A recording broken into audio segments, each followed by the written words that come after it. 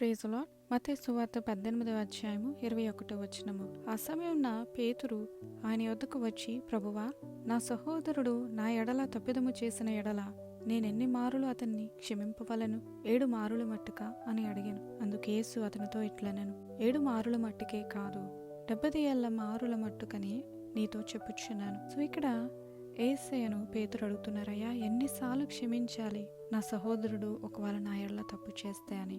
యేసయ్య చెప్తున్నారు, ఒక్కసారి కాదు, 2 సార్లు కాదు. ఒకవేళ మన సహోదరులు మారి మన వైపు తిరిగి నన్ను క్షమించు అని అడిగినప్పుడు మనము క్షమిస్తూనే ఉండాలంట. ఒకవేళ మనం క్షమించకపోతే మనం కూడా క్షమింపబడం. యేసయ్య ఇక్కడ ఒక ఉపమాన కథ చెప్పడం జరిగింది. పరలోక రాజ్యం అంట తన దాసుల యొద్ద లెక్క చూచు కొనుగోరిన ఒక రాజును పోలి ఉన్నదంట.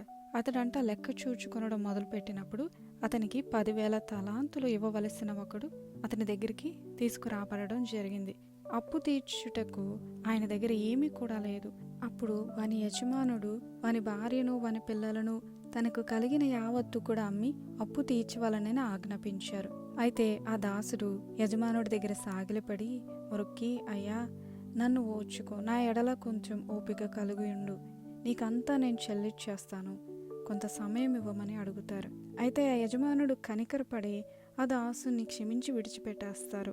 అయితే ఆ యొక్క దాసుడు బయటికి వెళ్తాడు. వెళ్ళినప్పుడు అతనికి 100 దేనారులు అప్పు ఉన్న ఒక తోడి దాసుడు కనబడతాడు. అప్పుడు అతన్ని చూచి వాని గొంతుకు పట్టుకుని, నీవు నాకు అప్పు చెల్లించవలసి ఉన్నది అని అన్నప్పుడు ఆ తోటి దాసుడు సాగిలపడి, నా ఎడల ఓర్చుకో, కొంత సమయం నాకు ఇవి, నేను నీకు చెల్లించేస్తాను అని వేడుకున్నప్పుడు ఇతను ఒప్పుకొనకుండా చెల్లించే వరకు నీవు చెరసాలలో ఉండాలని చెరసాలలో వేయించేశారు.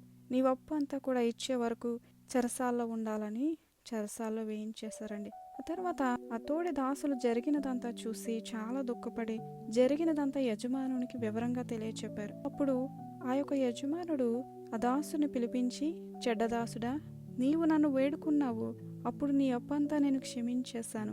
నేను నిన్ను కనికరించిన ప్రకారము నీవును నీ తోడి దాసుని కనికరింపవలసి ఉండను కదా అని వానితో చెప్పి, అక్కడ ఆ యజమానుడు అతని మీద కోపపడి అతని అప్పంతా కూడా చెల్లించే వరకు బాధపరచు వారికి అతన్ని అప్పగించేశారండి.